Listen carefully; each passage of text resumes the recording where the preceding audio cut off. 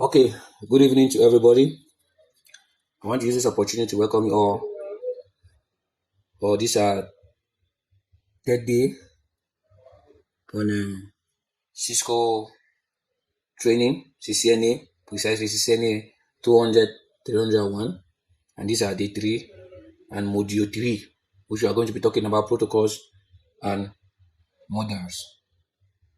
So let us enjoy our class as we go on. All right.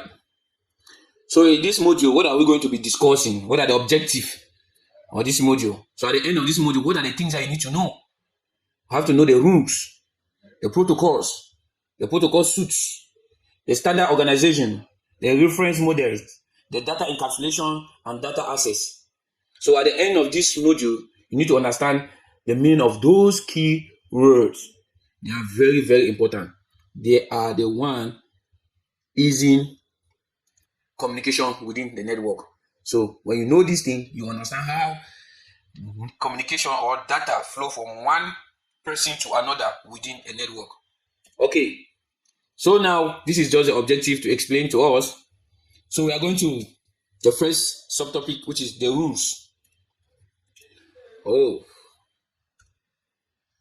right, the rules. You know, in anything in life, there must be a rule, because rules help to govern a particular subject, person, situation, or activity. Without a rule, you cannot meet up your objective, or you cannot analyze a particular step or result of any project that you are carrying on. So a network can be very, very in size and complexity. It is not enough to have a connection. Device must agree on how to communicate. So there are 3 elements on any communication. You know, we said that networking is interconnection of node or endpoint device or computer to do what? To communicate, to share resources, and to each transaction. And this can be carried out by some computer components, which is devices, and with the help of transmission media. So for now, after laying down this structure, what happened? How does communication start?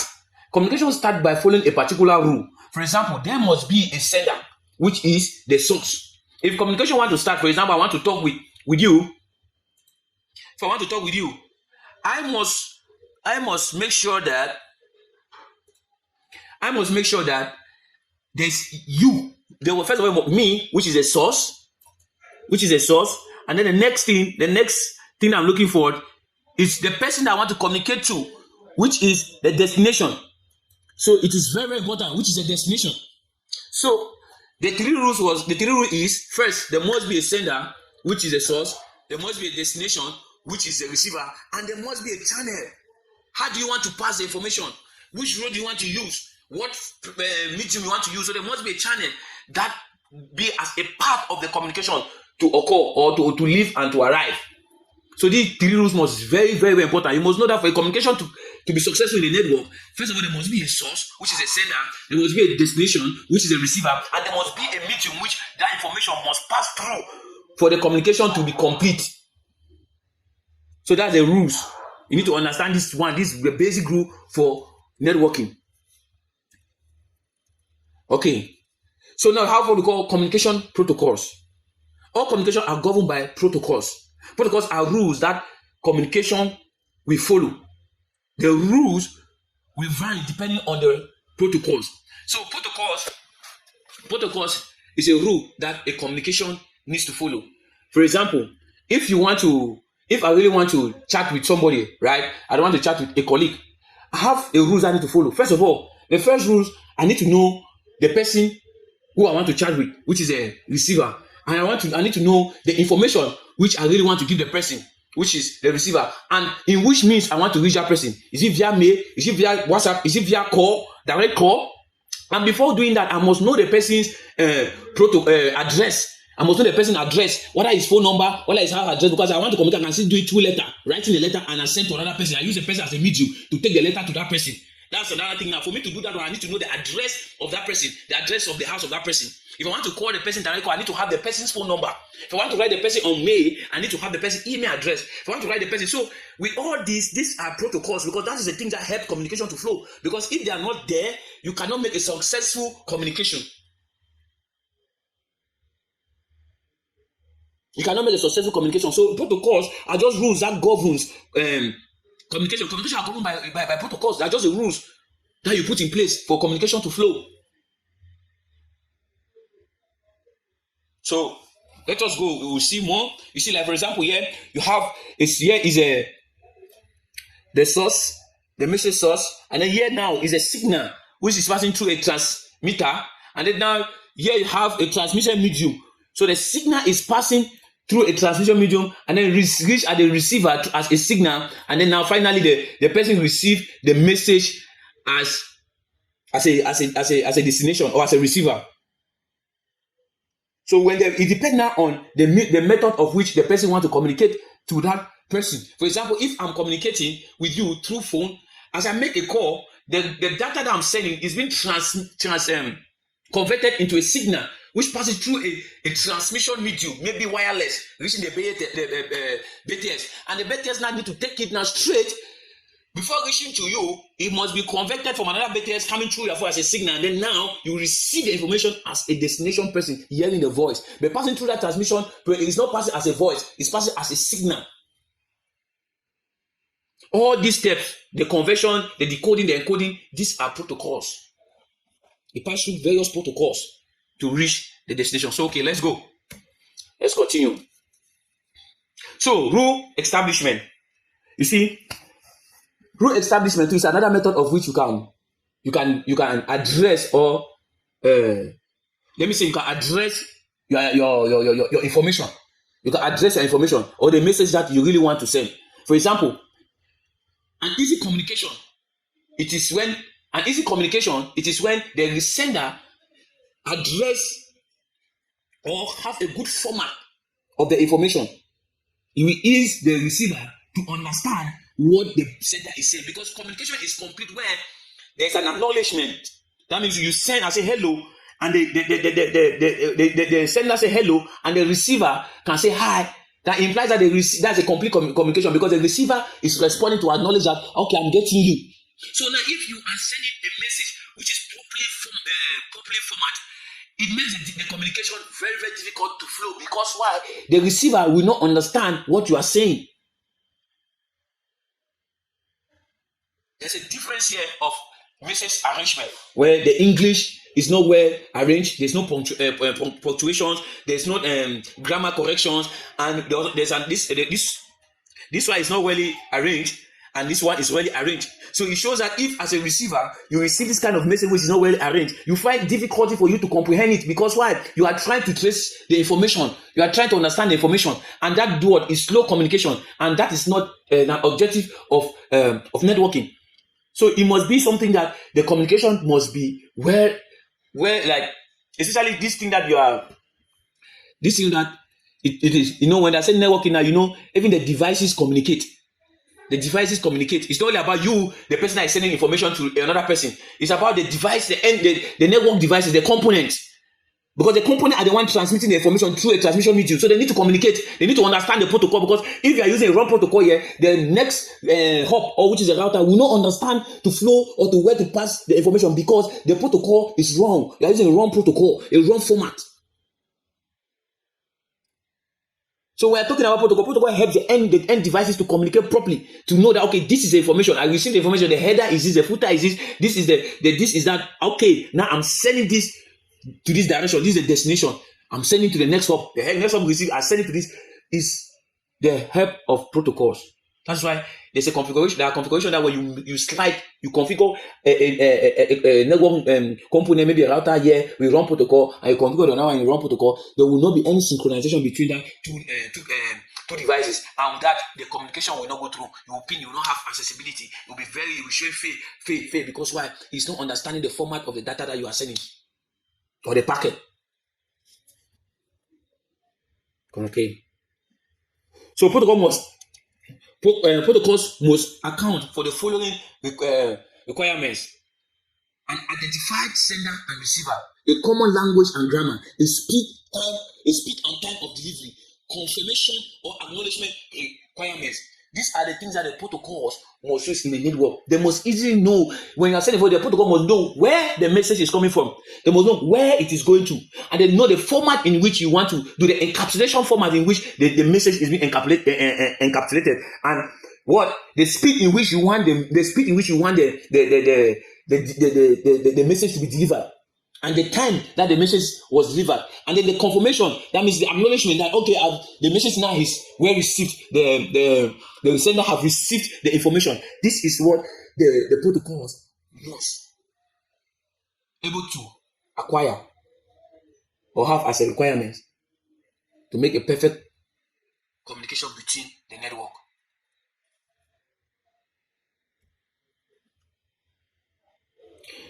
So we have network protocols requirements. We have common computer protocols. Common computer protocols must be in agreement and include the following requirements: message decoding, message formatting and encapsulation, message sizing, message timing, message delivery options. You see, they must be in agreement. They must be in agreement. You know, when we are talking about networking now, we are not talking about the end users. We are talking about based on the nodes. That means the component in the infrastructure in the network. How the component understand that this traffic need to pass from this router to this router to this router to this router. I would say it can carry out that by the help of protocols, and the protocols must have. That means the devices from the different devices must understand this. They must have an agreement of these various requirements. That implies that they must understand they have the same method of message encoding and decoding. They must have the same method of message formatting and encapsulation. They must have the same message size. They must have the same message timing. They must have the same message opposition. Because if one size is different from another size, there will be an issue, because the protocol, there will not be a communication. Like there will not be any synchronization. Okay. So we are going to talk in the various requirements. So now the first one is message encoding. Encoding is a process of converting information into another acceptable form of transmission. You know, remember I said something earlier that when you make a phone call, the device receives an analog sound. But that sound needs to be decoded, because you cannot transfer the sound through a wireless signal to reach a BTS. No, you need to convert that sound into a signal.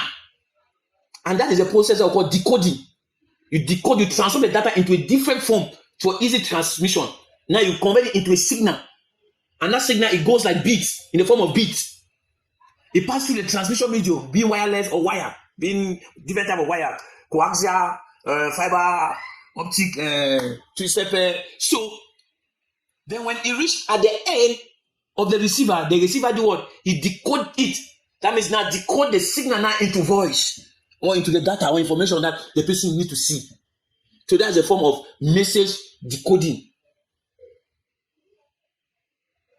You see, decoding reverses the process to interpret the information.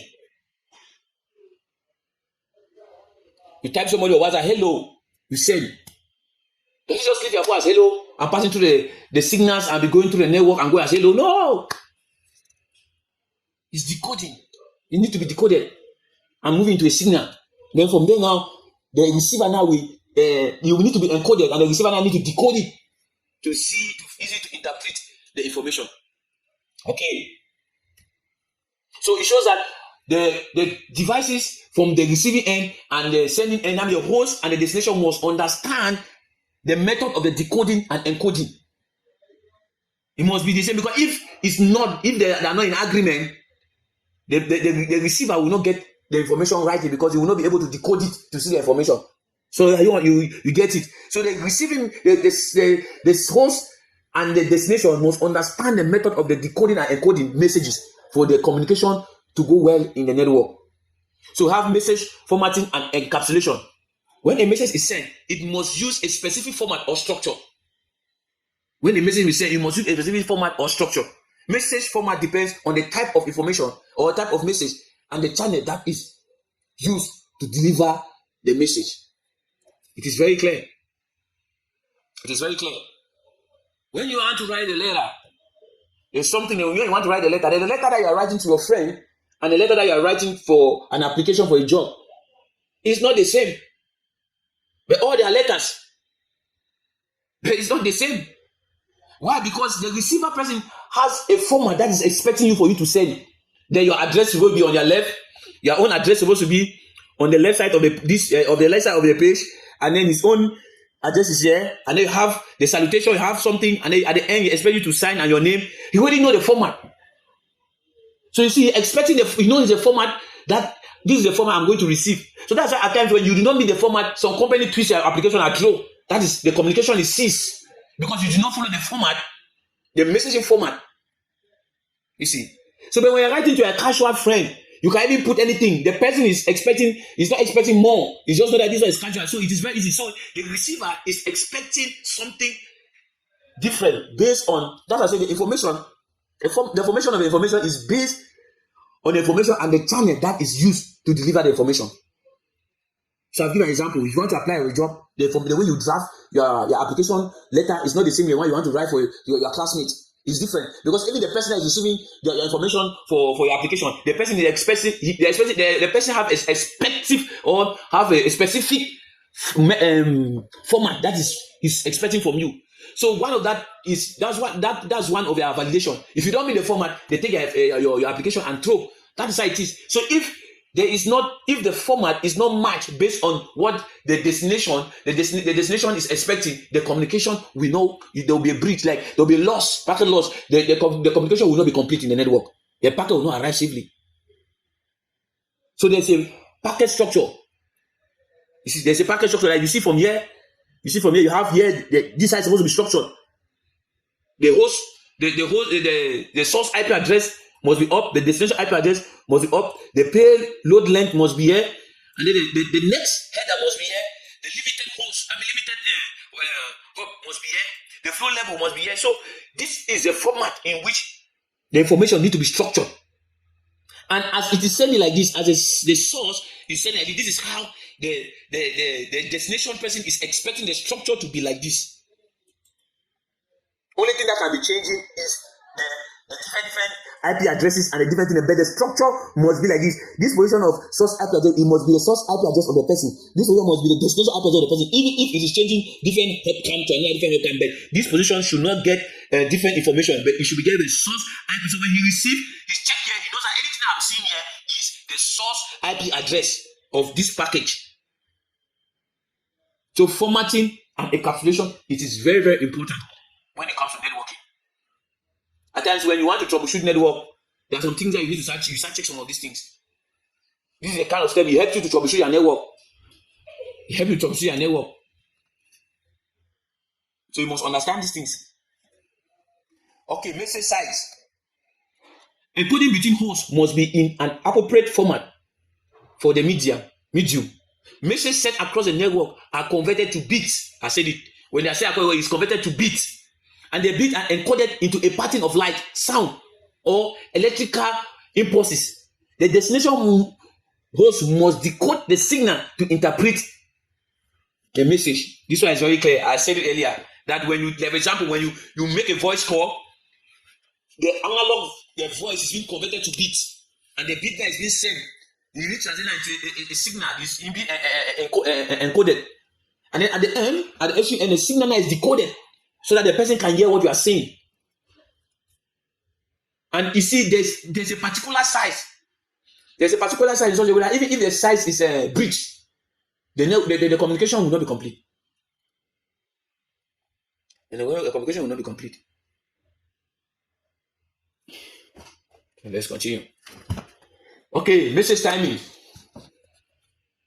Message timing includes the following: flow control. The flow control is manage the range of data transmission and define how much information can be sent and the speed at which it can be delivered. This is protocol. How a message, how information can be sent and the speed at which it can be delivered. Because if this kind of rule is not put in place, there'll be a lot of collusion. There'll be a lot of collusion in the network.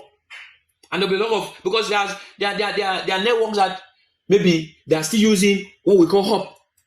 Hub that has only one collusion domain. That implies that if a pod wants to send an information, the other pod must wait and listen. When he sends, you listen. When he has sent, you can send. Two pods cannot send at the same time, because when they send, the packet will meet. And when the packet meet, there will be what we call collision, packet loss.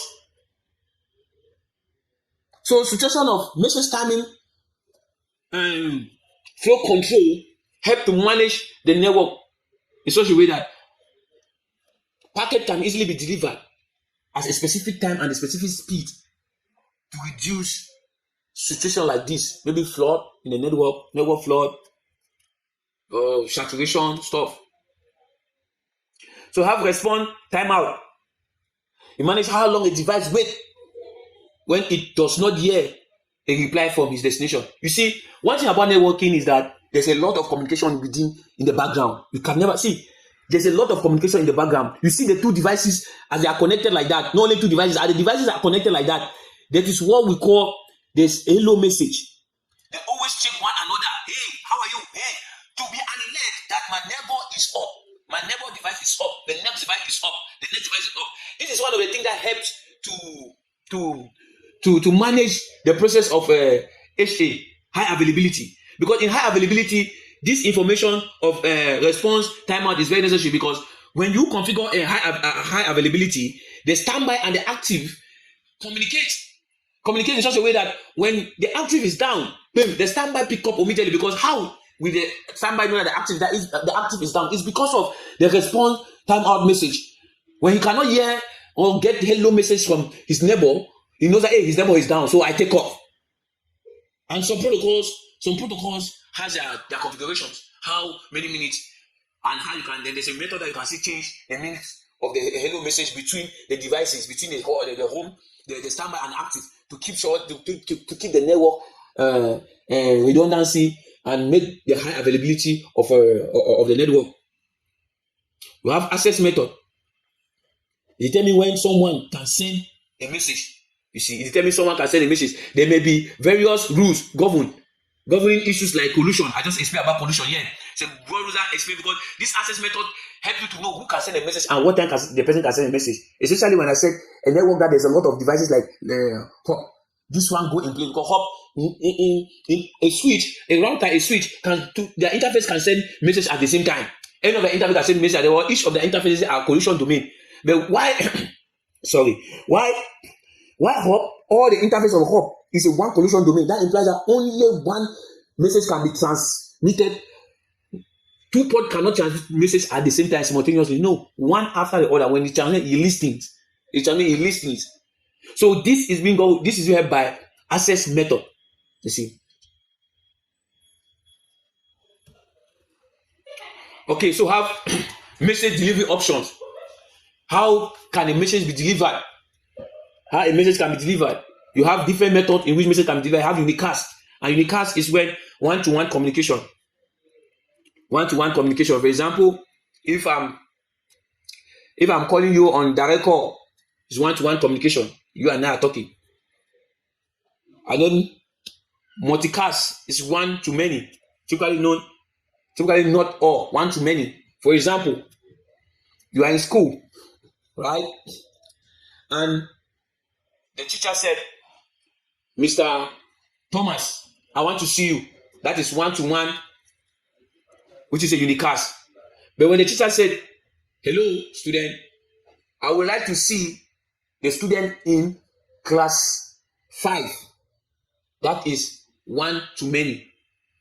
This school is from class 1 to 6, but he specified that he wants to see only the students in class 5. That is one-to-many. So, but when you have something like broadcast, is one-to-all. Like when the principal says, hello, student, I want to see the student of every class. That means he's telling that one to everybody. Nobody is left out. That is broadcast domain. But you need to know that there's another one called any cast. Because in broadcast is not used, it's only used in IP version 4. But in IP version 6, there is not broadcast. In IP version 6, IP version use what we call anycast. What is anycast? Anycast is 1 to the nearest. 1 to the nearest. Like for example, many what this big like company like Google use anycast in the sense that Google do not have only one centralized server in US. Google have various servers in different parts of the country or different parts of the world. So wherever you are, we are here in Africa, if you want to search anything, what transmit your information to is 1 to the nearest. That means what you get is the nearest server of Google, which is beside you. You don't go very far. That's why you can see that you can really get a quick response from when you are searching on Google engine. You can get quick response. You don't take fast because there is a server near to you. So the throughput is not far. So that's one. That's anycast, 1 to the nearest. Okay. No, this anycast in IP version 6, you have unicast, multicast, and anycast. In IP version 4, we have unicast, multicast, and broadcast. We don't have anycast. Okay. I already talk about that. All right. So now we have been talking about the rules concerning protocols. Now I want to talk about the protocols itself. So network protocols overview. So say network protocols define common set of rules. It can be implemented on the device in software, hardware, and both. So protocols can be implemented on software and hardware, and even both protocols have their own function, format, and rules. And so have types of protocol, have network protocols. What is network protocol do? It enable 2 or more devices to communicate over 1 or more networks. We have security protocols. What is security protocols do? You know, when I talk about network protocols, we have a lot of network protocols. We have SNMP. We have EIGRP. That one is routing protocols. So now we have EIGRP is routing protocols. We have ICMP. There are a lot. And they have security, network security. We have secure data to provide authentication, data integrity, and data encryption. There are many. We have SSH. It's a protocol, a remote protocol that secure communication remotely. It encrypts any information within the data and transit. If the communication is being breached, the attacker can receive. It can receive the information, the data, but it cannot see the data. That means the data is not appear on his phone or gadget as a plain text. It is encrypted. We have AAA, authentication, authorization, and accounting. So routing protocol, I just call one routing protocol. A routing protocol helps enable router to exchange route information like OFPF, RIP, BGP, EIGRP. Those are routing protocols that helps router to easily trace their route or path in which packet can be transmitted or sent. We have service discovery used to the automatic detections of device or services. So those are different. You see, the protocols have been partitioned in terms of networking, network communication, network security, network routing, service discovery. So as you go, want to see more. So now we have network protocol functions. Network protocol functions. So this one I'm going to talk about how the network protocols functions. Okay, device is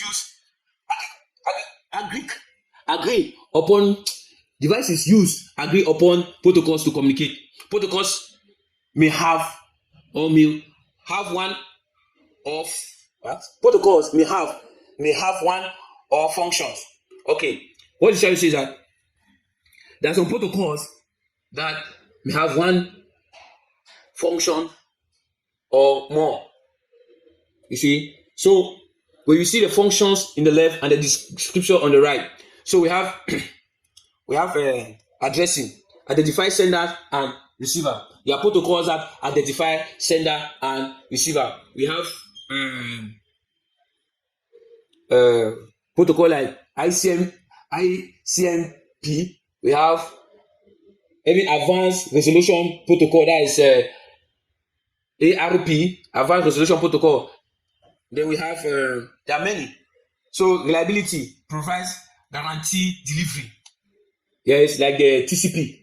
The TCP/IP protocols always provide a reliability. Like always be assured that there's a confirmation, there's acknowledgement at the end of every communication. You have flow control, ensure that data flows at an effective rate. Sequencing, uniquely labeled each transmitted segment of data, labeled for easy identification. You see, all these things, you just know the functionality of protocol. See, protocol, there's something that you need to understand. Protocol and ports as network engineer, you need to understand those two like in your fingertip, because especially when you want to continue your career on network cyber security. Because cyber security, you do that scanning. What you are looking for first, you are looking for protocols that are vulnerable, ports that are open. Protocols that are vulnerable, ports that are open. Before you are talking about operating systems that they're out of date and stuff when you are doing a scanning of your network. So it is very, very important at this point that you need to understand more about protocols and ports, because these things, it is very important. It helps you to understand more and be a solid foundation on your career, especially when you are looking forward to do ethical hacking or cyber security, and even senior or expert in networking.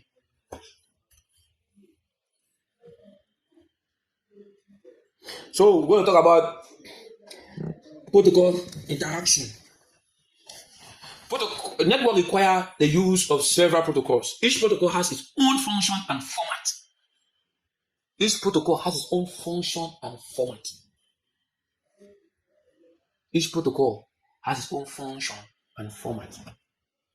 It is very, very example. It's clear. Like for example, I said, if you really want to talk to a particular person, there are several ways that you need to talk to that person. You can talk to that person by sending that person a letter, a written letter. You can talk to that person by calling that person direct call. You can talk to that person by writing that person on WhatsApp or social media. You can talk to that person by writing that person a mail. All these 4 steps have their own different protocols to follow.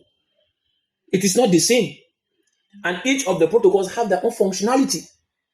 And the way they operate, it will not be the same the way they operate in another side. So protocols are unique. So we have protocols like HTTP. What is its own function? It governs the way a web server and a web client interact. It defines the content and the format. How does a web client? How do you interact with the web server? How do you interact with the web server on your browser? What gives you that is HTTP or HTTPS. And then TCP, it manages the individual conversation. It provides guaranteed delivery. It manages flow control. And I said it when we're talking about flow control and provide guarantee delivery. I said TCP/IP protocol did that because it's always give an acknowledgement message at the end of every communication. So IP, Internet Protocol, delivers messages globally from the sender to the receiver. As I said, if you want to send somebody a message, you must have that person address.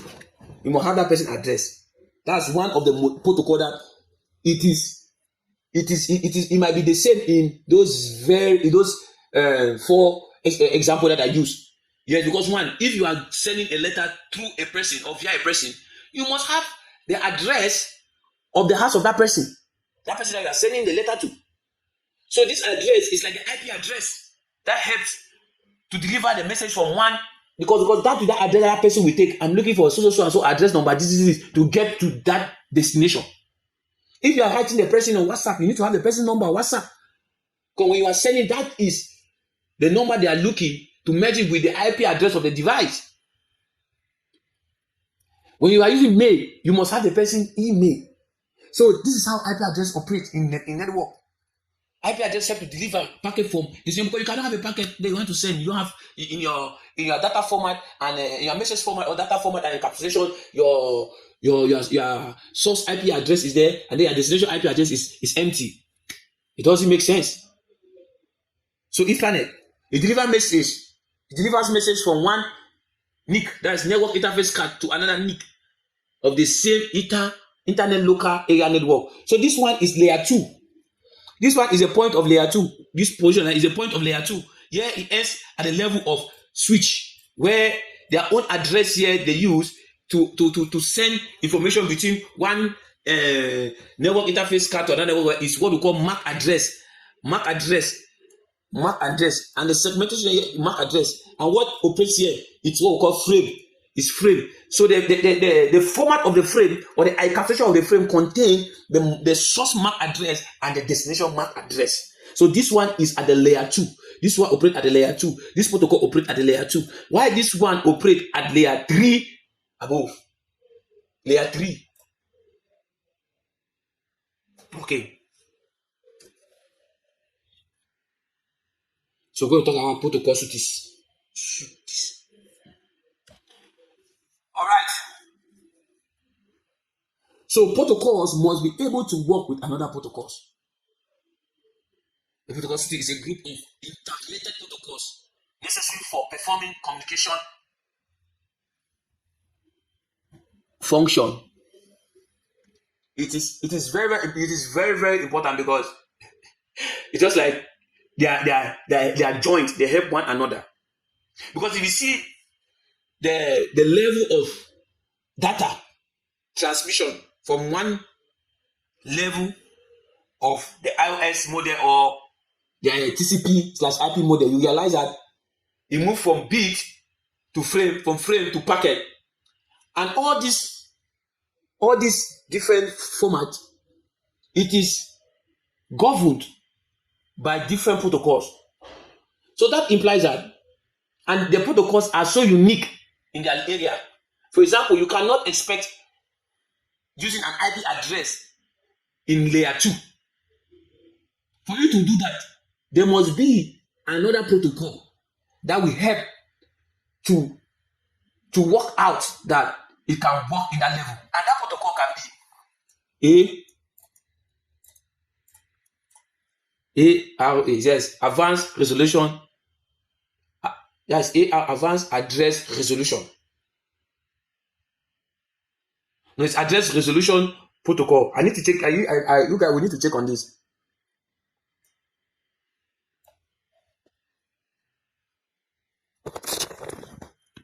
I really need to check on that protocol. I don't want to say something that we.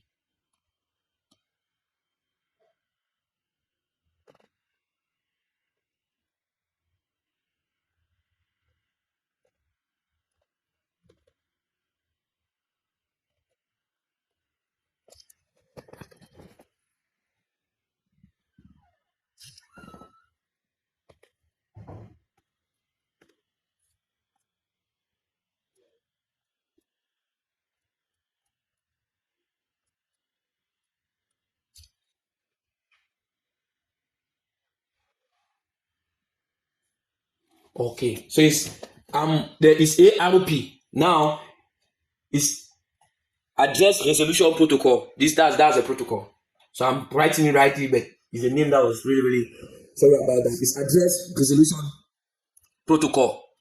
So this is one of the protocol that helps to work out things like when a packet reach at a particular level, it helps to, especially when it is in layer 2, it helps to convert or you match the MAC address of that IP address. So that is how I do. You map the corresponding IP address to the MAC address. Since in layer 2, they understand the layer 2 understand on MAC. So when the packet is arriving layer 2, the IP address is being mapped to the corresponding MAC address of that device. So at that moment now, they work with the MAC address at layer 2. So you see, protocols must be able to work with other protocols. So set some rules that work together to help solve a problem.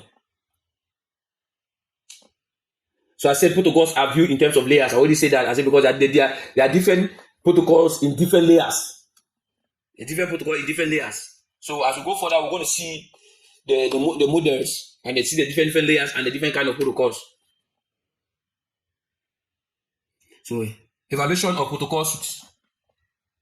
There are several types of protocol suites. We have international protocol suite or TCP/IP, the most common protocol suite and maintained by the International engineering task force. We have open system interconnection, that is OSI, protocol suite. So now we are going to enter now straight to the models of protocols. So now we have the TCP/IP protocol examples. These are the, we know that TCP/IP has 4 layers. 4 layers, but when you go to Huawei will tell you they have 5. It is where what they do is that they partition this into 2. They make a link layer here, data link here, and physical. That's how they do. That's Huawei proprietary. Here Cisco, it is 4. So we have the network access layer, which is the Ethernet, which is layer 2. Let me say layer 1. The Ethernet I'm talking about is we work with, this is a position of MAC address, the switches, all here. We have the Ethernet layer. This one is network access. We have the Ethernet layer where the packets, working on packets. We have the IP address in here, IP address here. Here we have a MAC address, yes, IP address here. And then here the transport layer where we work with segments.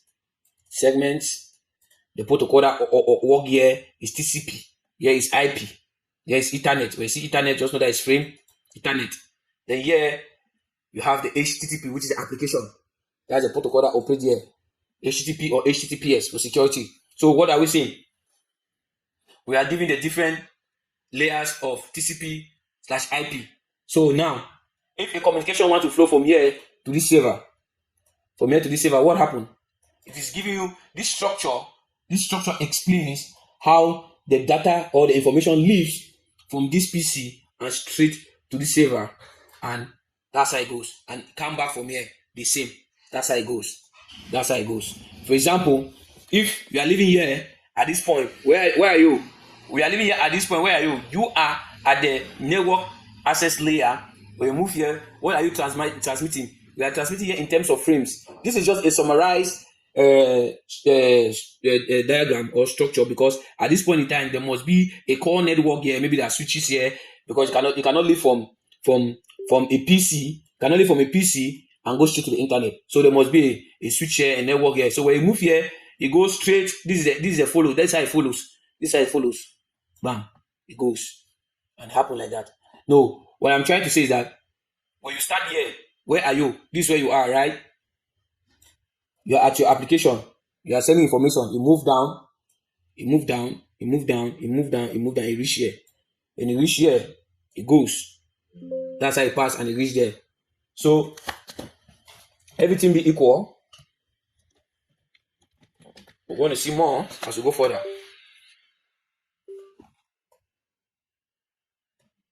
So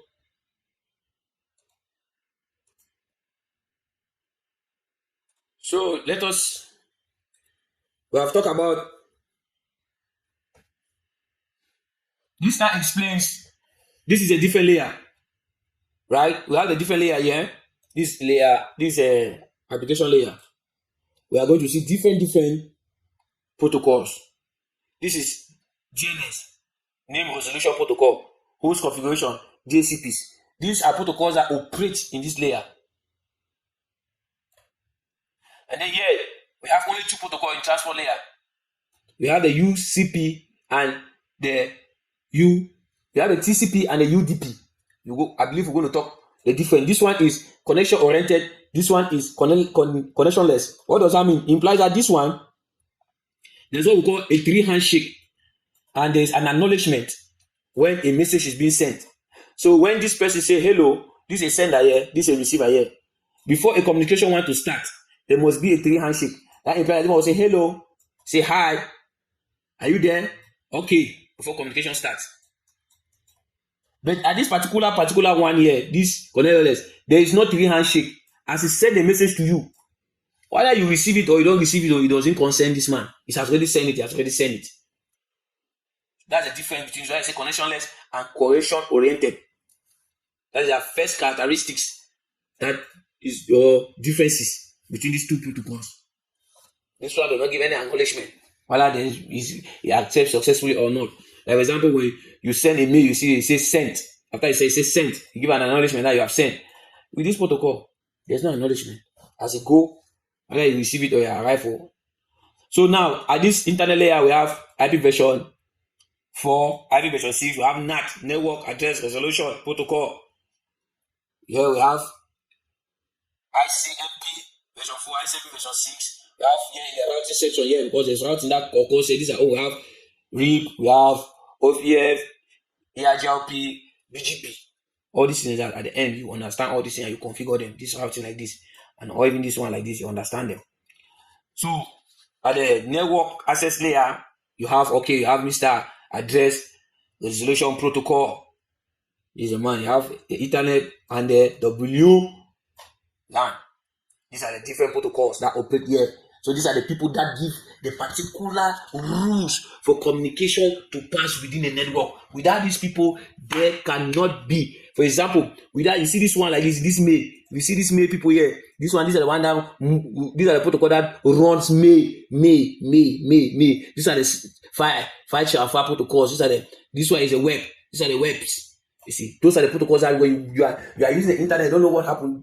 These are the people that make sure the rules are put in place and make sure that the data is delivered and the communication is complete within the network.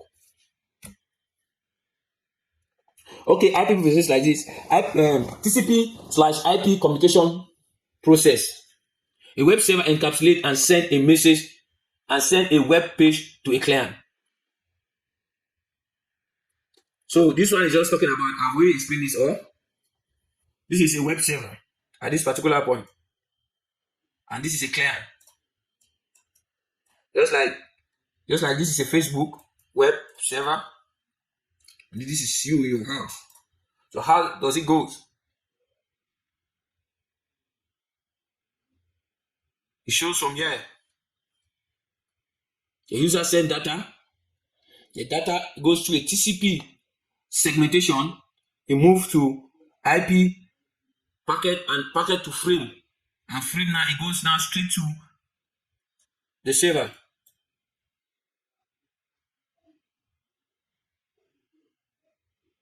So the client now encapsulates the web page from the browser. So when it's coming back to the client, this is the client operating in his browser. This is what happened in his browser. So when he's coming back, he can't see the phone of because the machine number bits. This how it goes.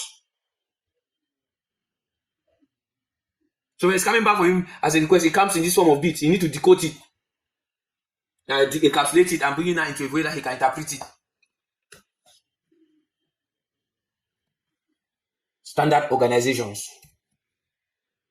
These are organizations that manage the network space and put some standards. Not only in network, in IT, engineering as a whole. So this one is not Cisco.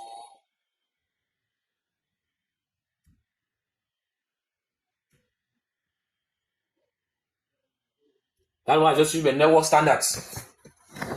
Let us go to the benefit of using a layered model. So you see from this side, we have OSI model and TCP/IP model. And now at this particular moment, we are giving out the protocol suites. That means we are giving the various protocols that operate in that various layers. But you notice that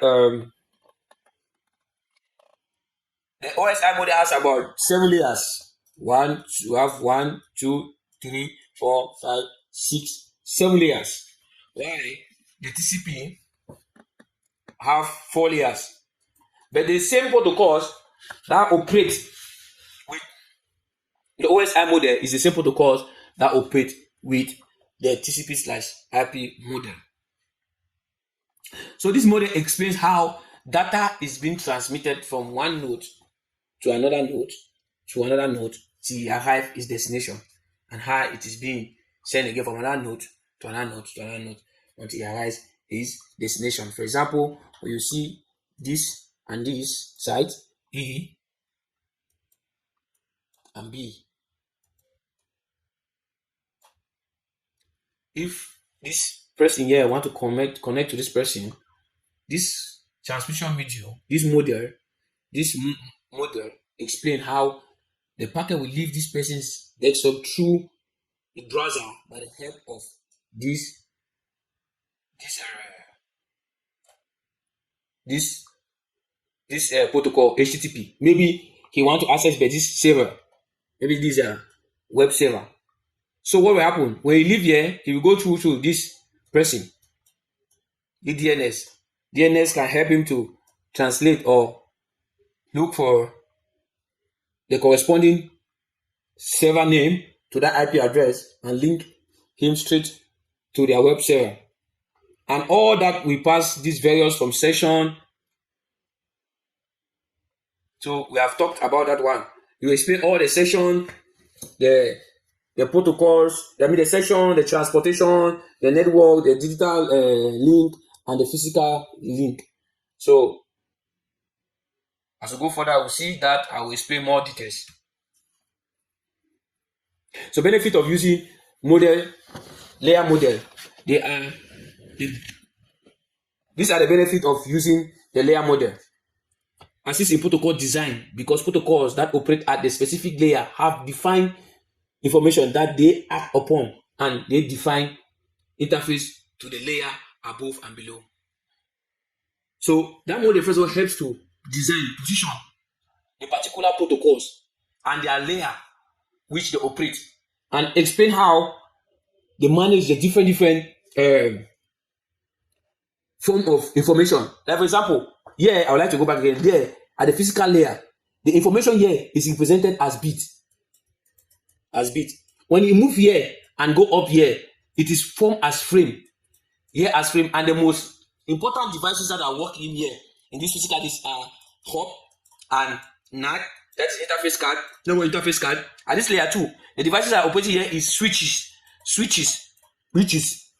and here the frame is encapsulated with the help of MAC addresses. That means it locates, or its packet have been sent using MAC address. And then when you move here, it is converted to what we call packets. And at this particular point, packet here use what we call IP address and an IP routing table to check the specific route in which a packet can be transmitted from one network device to another network device. And at this particular point, the devices that are being used here is routers. And then at this level here, the packet is being split to what we call segments. And there are two types of protocols.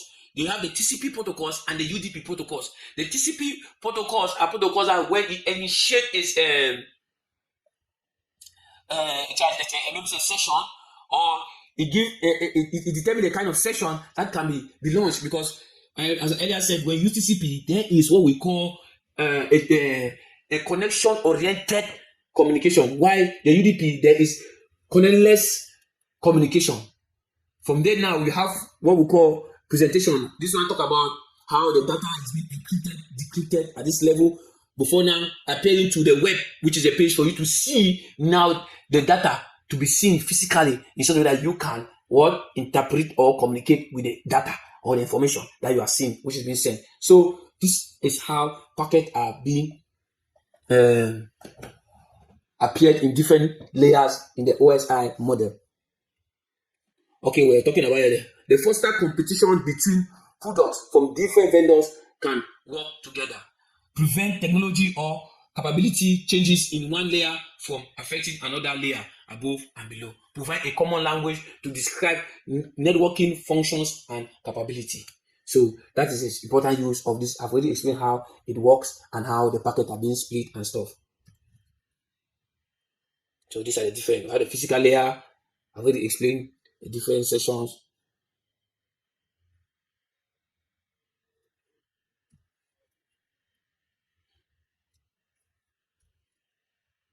So now you can see now the iOS and TCP. You see, as I said, I did not even focus more on the TCP has 4 layers.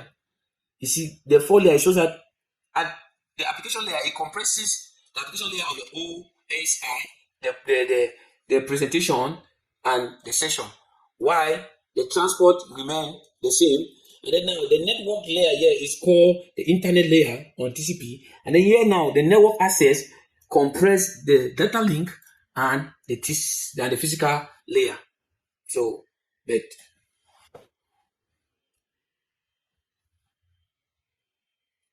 this is a packet tracer investigation, data encapsulation. Data encapsulation. This one I'm going to talk about how data segmenting messages.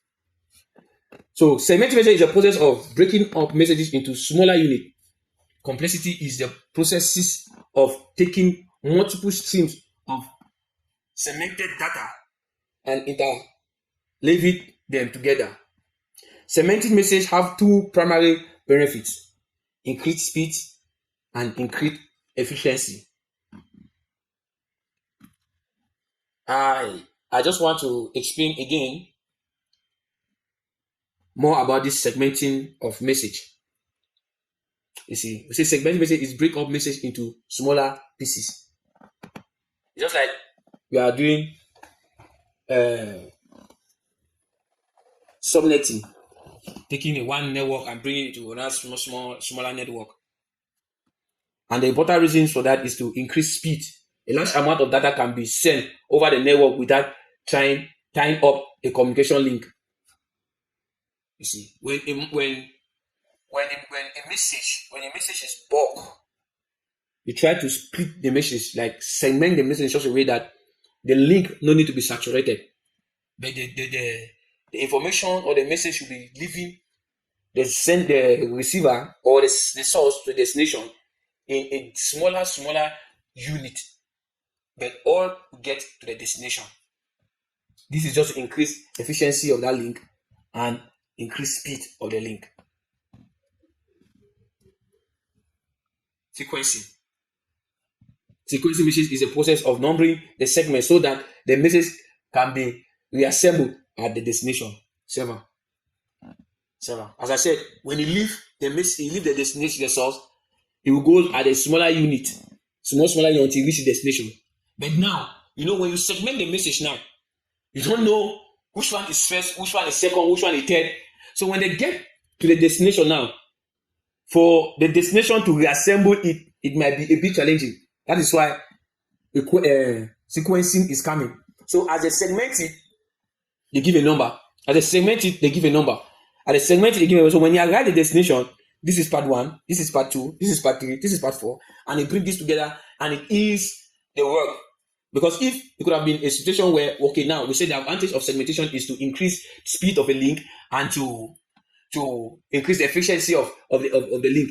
If at the end point, after achieving that, and then at the destination, the receiver cannot communicate or understand with the packet or with the information, it makes the communication not complete. So sequencing is very important because it finishes the work to ensure that the efficiency of the line and the speed of the line is acquired or is achieved. So you see now, it's TCP protocol that is responsible for sequencing. But UDP do not do that because, as I said, UDP doesn't care if it's a connectless protocol. That means you don't care if the connection is there or you receive or not. No. But UDP ensure that there must be an acknowledgement at the end that no, I receive the data is this, the data is that. So that's why when it is working, they implement this what we call sequencing. Right. We are going. So protocol data unit. So we're going to talk about protocol data unit. Encapsulation is a process where protocols add their information to the data. At each stage of the process, a PDU has a different name to reflect its new function. There is no universal name convention for PDU. In this case, the PDUs are named according to the protocol of the TCP/IP suite. The PDU passes down the stack as follows.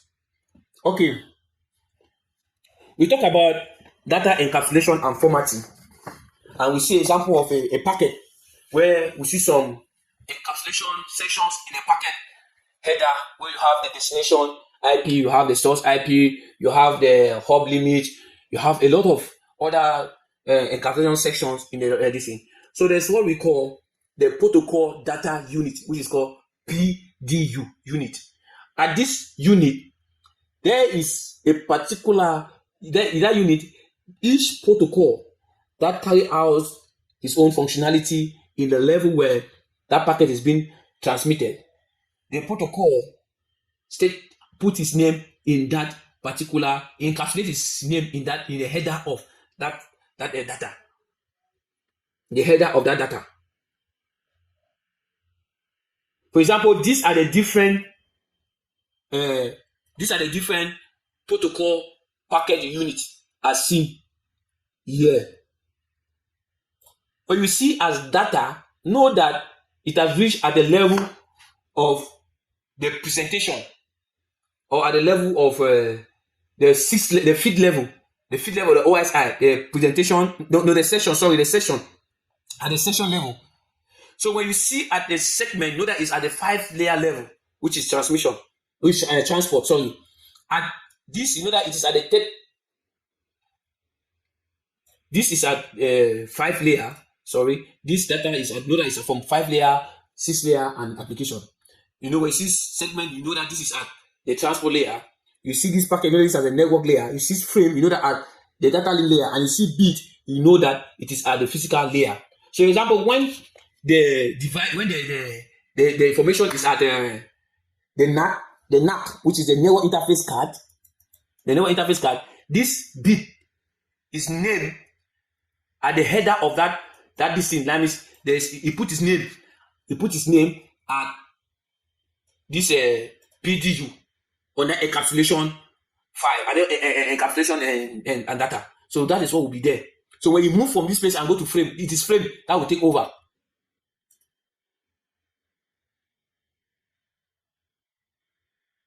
So you keep adding. This is an example. You see, this is an example here.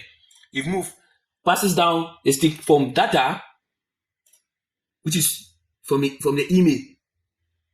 It goes down. This is transport head. You see, this is a transport head. That's how you can see now segment. The transport head. When you go down, he has added now from data now. He has added segment. When you go down to the network, you see from this side network you have put the packet. You see now. When you move now to the switches, and now you see the frames, and now you see now this is the header of the frames. You see now you will put the encapsulation will go. Then when you reach now at the physical level, now you work by bits 1 and 0, and they put bit. That's how the encapsulation works. That's how the encapsulation works. So example, I've already talked about this example. It's talking about the encapsulation and decapsulation. This encapsulation and decapsulation is, for example, let me just say, right? You are here. Mr. Aika is here on his laptop. Connect, and then Favor is here. Connect. So now Aika now want to write to Favor. What happened?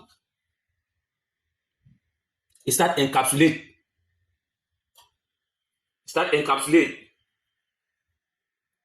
That means, let us take from here. This is the encapsulation side. It start encapsulate. No, let me go this way. It start encapsulate. So what is that encapsulate implies that it's moving from your data. I mean, this is how it goes. This is Favor here. It goes like this to Aika.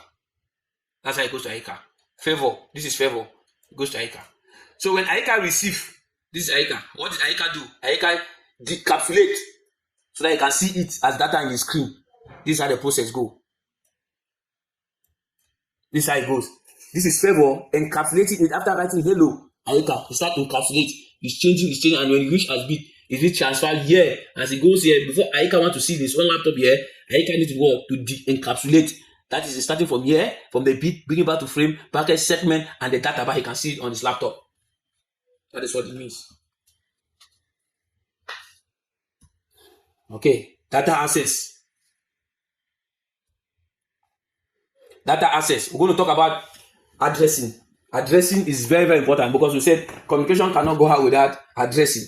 If you know about the sender and the receiver, how, and then the medium that you need to get to the receiver, you get to the receiver. So what is the information that you will know that this packet I'm going to give by this person? Because the network is so big in such a way that there are different devices in the network. But how can this device, this router, know that this information is for this router A or router B, not for router C? That is why you see addressing comes in. Both the data link and the network layer use addressing to deliver data from source to destination. Clear? The network layer source and destination address responsible for delivering an IP packet from the original source to the final destination. So IP, the network layer use the IP address, and what help the IP address to look to move? It is a routing table. The routing table help the router to choose the route in which he can suitably reach the destination, the destination of that packet.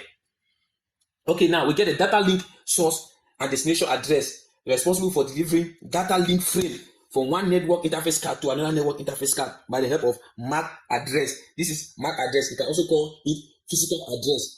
IP address, you can also call it logical address. So physical address is a MAC address. Why is it called a physical address? Because a MAC address, it is a unique address that each electronic has a unique MAC address. There's no electronic that has two. There's no one electronic, two electronics that have one MAC address. Each electronics has its own MAC address, unique, that was being given to that device from the manufacturer. But while IP address is a logical address that you can configure, change, and place anyone that you want. That's why they call it a logical IP address. So let's go. So layer 3 logical address. See, layer 3 logical address. This is now saying layer 3 IP address. Logical address. The IP packet contains two IP addresses: the source and the destination. Pay attention. This section is pay attention here now, because this section explains how packet move from the source to the destination. So the source IP address is the IP address, the IP address of the sending device, the original source of the packet, while the destination IP address is the IP address of the receiving device that finally receive the packet. For example, this is the original source of the device, and this is the destination. The final destination is this one. So now, what will be the IP address, the source IP address here? It will be the IP address of this PC1, and the destination IP address will be this web. This is web application, this web server. So let's go. So the address might be the same on the same local area network, or they might be in a remote area network. Like for example, if you see these two addresses, it is not the same. This one is 192.168.1.110, but this one is 172. It shows that they are from different subnet, different network, but it doesn't matter. When it comes to layer 3 IP packet addressing, it doesn't matter. The source, it is a person generating the data, while the receiver is a person receiving the data. Even it's in the same local area network, or it's in a one area network or remote area, is the same. So we're going to talk about layer 3 logical addressing. So how it is made of. Layer 3 logical addressing, how it is made of. You see, first of all, the layer 3 logical address have two types of address. We have IP version 4 and IP version 6. So IP version 4, as I said, it is the first IP address version that was being initiated to the public, but due to the limitation of the total amount of available hosts, they went forth to bring forth IP version 6. So IP version 4 is made up of 32 bits, and it is having 4 octets, and one octet is made up of 8 bits. So IP version 4 is classified in different classes of IP addresses. You have class A, class B, class C, class G. We're going to talk on that as we go further. And now there is a network portion in IP version 4. The network portion, the leftmost part of the address indicates the network group, and the IP address is the member.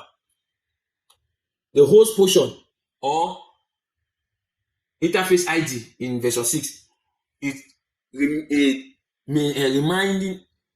remaining part of the address identifies a specific device within a network.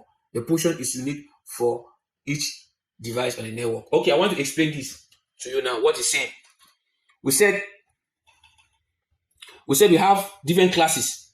For example, we have class A. I want to talk on class A, B, and C now. For now, but when we come to that classification of IP addresses, I will talk more about it. Now, I want to use it just to explain these 2 points here.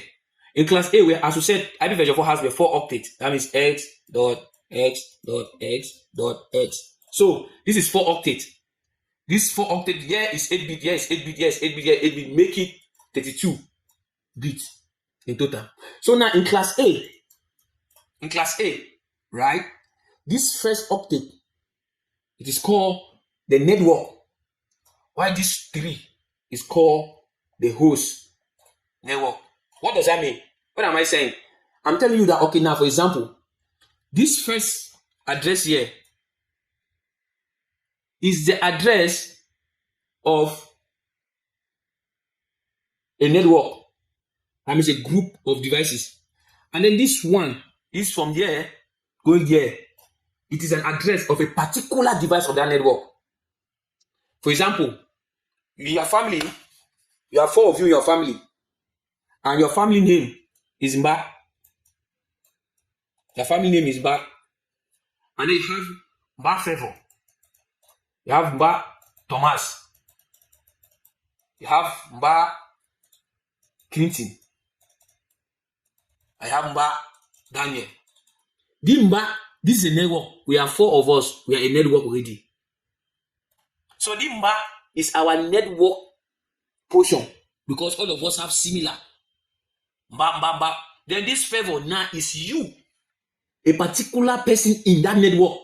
Thomas is a particular person in that network. Clinton is a particular person in that network. And Daniel is a particular person in that network. But when you see Mba, it is our network. So when you put Mba dot x, it means that it's our network, or dot 0 is our network. You can put anybody, you can put Mba Clinton, you can put Mba Favor, you can put Mba Thomas, you can put Mba Daniel. So that is what he's saying. That is what he's saying. This one applies only to class A. If it is class B, the 2 octets, that means the 2 octets, this one is a network. And this 2 now, it is your own personal address. Like we have Mba Echi Favor, you have Mba Echi Clinton, Mba Echi Thomas. The Mba Echi like this, it is our network address. The Thomas, the 2 Mba Echi is our network address because it is the same. But the Thomas, the Favor, and the Clinton is individual address of a particular person. So when you call Mba Echi in a place all of us are there, we don't know who you are calling to or who you are addressing. When you say Mba Echi Favor, okay, you are calling one person in our network, which is Favor in Mba Echi's network. So we're going to talk more about this because it is very important when we go to subnetting. So let's write down. So I'm just explaining this network portion and host portion. So network portion is the network where the host portion is a personal identity of a particular device. Okay, device on the same network. Device on the same network.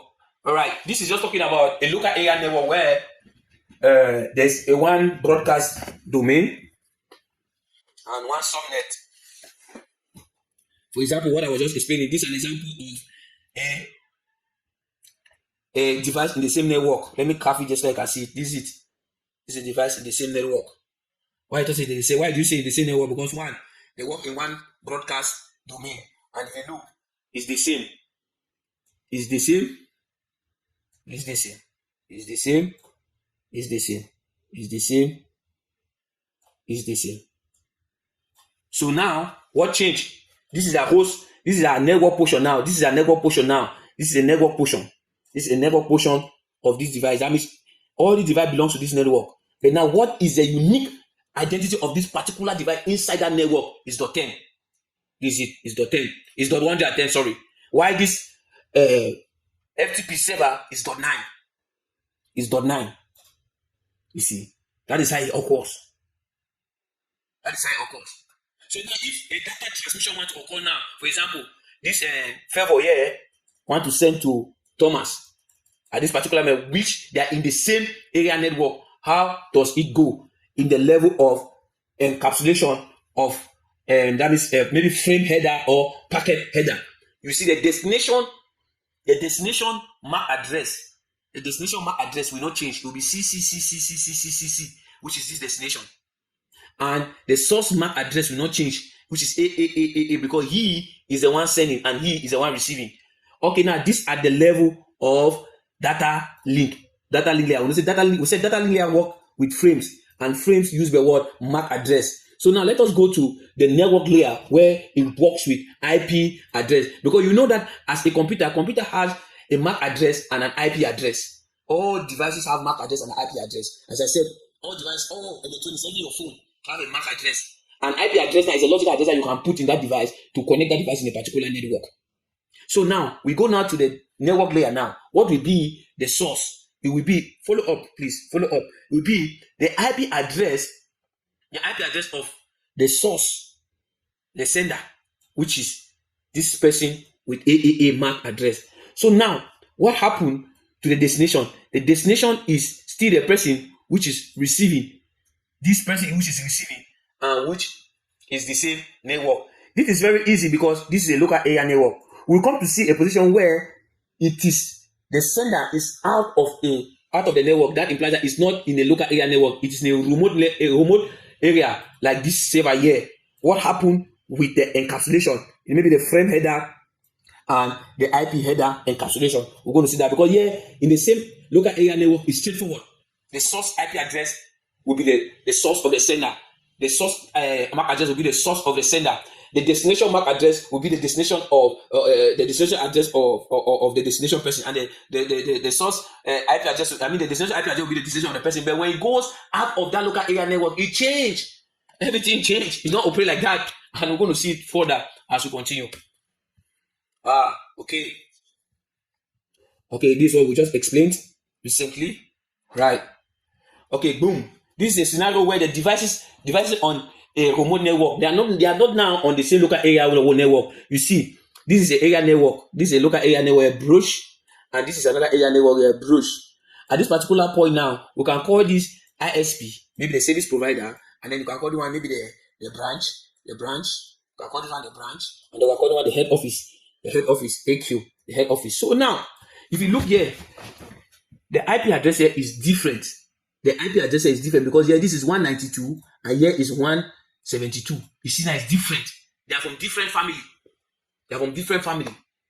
So now, if it happens that this PC1, this one here, want to communicate with the web server here, how will the data link Ethernet frame header looks like, and how with the network layer IP links looks like. Very, very, very interesting.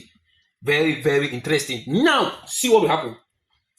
If you check on the destination, please follow up here. It is very, very important. Please, I want to know if I'm talking to some people. Or maybe if you are here. Are you here? Yes, boss. Where is the other person? Yes, boss. This space is very important. You guys will follow up because this is telling you. We said now we are operating from different networks. Okay, now look. This is a person that want to send. Now he want to send to who? He want to send to this one here, this server here. But now when you look at his frame, what is the destination MAC address? The destination MAC address is this router 11.11.11.11.11. You understand? And then the source is here 8. Why not? Why the destination should not be A, B, C, D? Why the destination should not be this one? It be better when you went and but it goes to this router. Why? Okay, but now when you see the IP packet header, the destination is this. You see, the destination is this one. Look it well. This part means a network, and then this 10 here is a device, as I explained. So this is a combined IP address. So don't be confused, please. So this one explain the network portion, and this one explain the device identity as I explained previously. So this is it's the same thing to here. So don't get confused. This is the IP here because if you look well, this is 99 here. This is 99 here. This is 110 here. So now, but in this network layer, IP packet, you see the source is this person that is sending, and the destination is the person that is receiving. Why not this router? Why?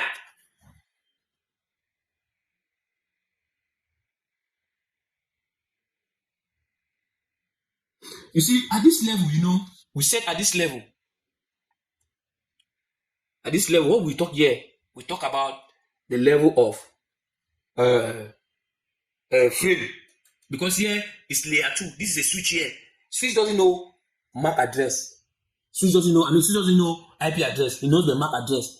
But this interface of this router has a MAC address and an IP address. This device has a MAC address and an IP address. So now, in this switch MAC table, it has the various MAC address on this table when the device is being connected. The various MAC address on this table on the device is being connected. So when this person send a message like, hello, I want to send this with this IP address. Because he's sending this destination of this IP address. The switch, the address resolution protocol, we take that IP address, try to match it with the corresponding MAC address. When it looks, that IP address is not found. That IP address is not linked to any MAC address within this local area network.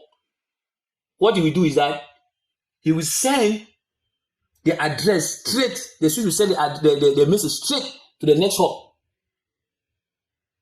Because this next hop is a gateway. The gateway is a door out of the network. He says, oh, I've checked within my network. I've not seen anybody like this. But this is a way going out of the network. I believe if I give it to the way, to the door, from there he can trace his path out of the network. So when he sends it now straight to the door, which is the gateway now receive it. You see, the gateway receive it. What will the gateway do now? The gateway now will send it to the next hop, which is this person.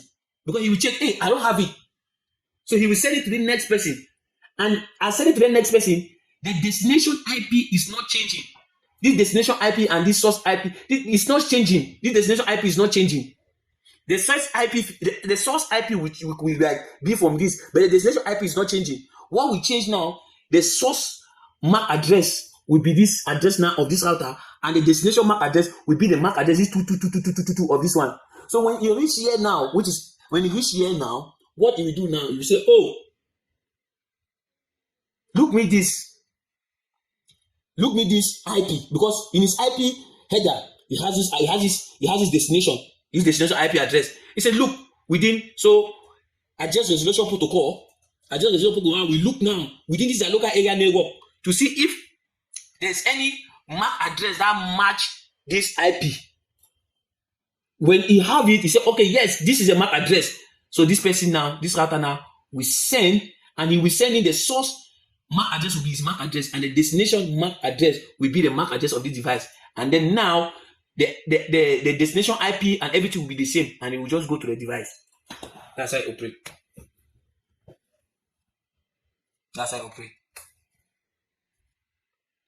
This is the same thing here, as I explain it. So, I've already explained everything. So now it says when the final destination is remote, layer 3 will provide layer 2 with a local definition gateway IP known as the router address. The default gateway is a router interface that is part of the LAN that will be the door or the gateway to the other remote location. So as I've looked over my network, I'm not seeing any MAC address that can match with this IP. It is not there. It is not in this my network. So but what can I do? Should I drop? No, I cannot drop. I have a door, which is a gateway, which is a router. Let me address it to him. As I address it to him, boom, he reach here. Oh, right, I have received this thing. It is here. Let me give it to the next person. As I give to this next person, he give it here. Oh, I receive it. So he asks. Address resolution protocol take. Oh, do I have any MAC address mark with this IP address? Yes, I have it. Who is it? This person. Bam. Finish. That's how it goes. But it's within the network, it's just the same. If within a local area network, it's the same. But when you start moving out of a local area network, I'm going to extend. No, no, no, no, no, no. The source, the destination of the frame. It is a MAC address of the hub. This is a CCNA multiple choice question. This one like this. I can bring you that divide like that.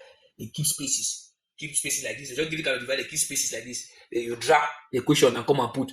They put the IPs and now you drag and come and put. What will be here? You drag and go and put here. What will be here? You drag and go and put. What will be? You go and drag and go and put. And if you fail one step, you have failed that exam. That question. Okay. Rule of data link layer addressing. Different IP networks, sorry. So the data layer address is local addressing. So it will have a source and a destination for each link.